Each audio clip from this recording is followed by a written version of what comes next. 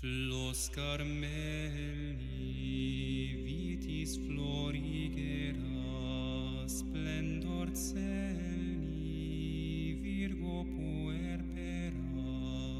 In honor of Our Lady of Mount Carmel, I will do a reading from the Foundations. So I'm now reading chapter 5, starting with paragraph 10. I believe that, since the devil sees there is no path that leads more quickly to the highest perfection than obedience, he sets up many annoyances and difficulties under the color of good. Note this well, and you will see clearly that I am speaking the truth.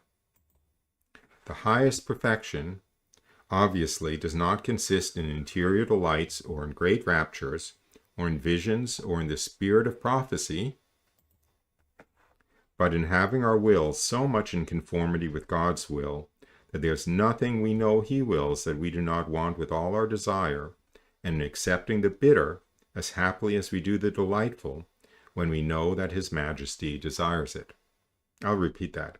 The highest perfection obviously does not consist in interior delights or great raptures, or in visions, or in the spirit of prophecy, but in having our will so much in conformity with God's will, that there's nothing that we know He wills that we do not want with all our desire, and in accepting the bitter as happily as we do the delightful, when we know that His Majesty desires it. Now, St. Teresa of Avila is going to be talking about obedience to a religious superior. However, doesn't this principle apply equally well to our response to divine providence, since everything that happens to us is in fact God's will to have happen to us? Because if it wasn't God's will, it wouldn't be happening to us, because He is all loving and all good and all powerful. He is sovereign over the universe, and He arranges everything that happens to us to be the most perfect thing. And in any case, He arranges everything that happens to us. And therefore, isn't our response to what happens to us a sign of whether we prefer our will, if we rebel against it and complain, or whether our primary concern is His will, which would be evidenced by the fact that we accept whatever happens to us out of love for God in a spirit of obedience and negation of our contrary will. The highest perfection consists in having our will so much in conformity with God's will, that there is nothing we know that He wills which we do not want with all our desire, and in accepting the bitter as happily as we do the delightful, when we know that His Majesty desires it. So do we accept the bitter of what happens to us as happily as we accept the delightful that happens to us, simply because we know that His Majesty desires it? Continuing. You know that mysterious phrase, perfect love casts out all fear? Perfect love of God casts out all fear of what might happen to us, because everything that happens to us is God's will. And if we have perfect love of God, we prefer His will to our will, and therefore we accept whatever will happen to us joyfully, and therefore perfect love casts out all fear. But love has the strength if it is perfect, for we forget about pleasing ourselves in order to please the one we love. And truly this is so, for even though the trials may be very great, they become sweet when we know we are pleasing God. And this is the way by which those who have reached this stage love persecutions, dishonor, and offenses. This is so certain, so well known, and so plain that there is no reason for me to delay over the matter. What I intend to explain is why obedience, in my opinion, is the quickest or best means for reaching this most happy state.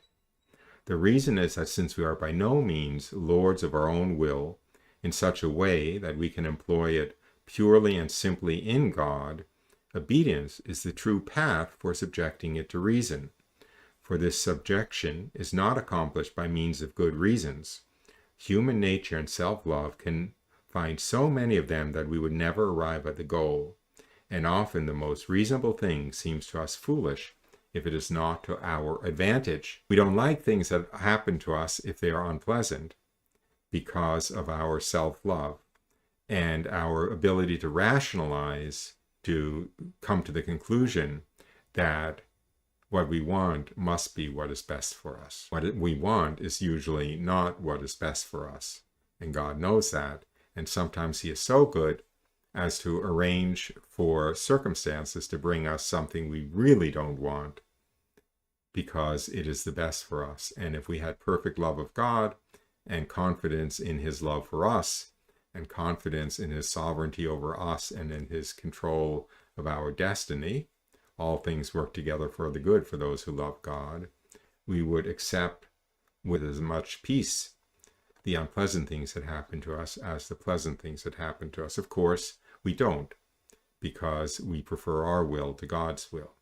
But perfection lies in overcoming that tendency. The Lord esteems this surrender very much, and rightly so, because it means making Him Lord over the free will He has given us. By exercising ourselves in this surrender, sometimes denying ourselves, at other times waging 1,000 battles, we come to be conformed with what events come to meet us. And the Lord helps us so much on His part, He makes us lords over our will. Then, being lords of ourselves, we can with perfection be occupied with God, giving Him a pure will that He may join it with His, asking Him to send fire from heaven so that His love may burn this sacrifice and take away everything that could displease Him. We have done what we can by placing the sacrifice on the altar, although through much hardship. And insofar as in our power, the sacrifice remains on the altar and does not touch the ground. So we're making a holocaust of our will by preferring God's will over our will. And the more we submit, having no other will than that of what God ordains for us, the more we shall be lords over our own will, so as to bring it into conformity with God's will. Flos Carmeli, vitis florigera, splendor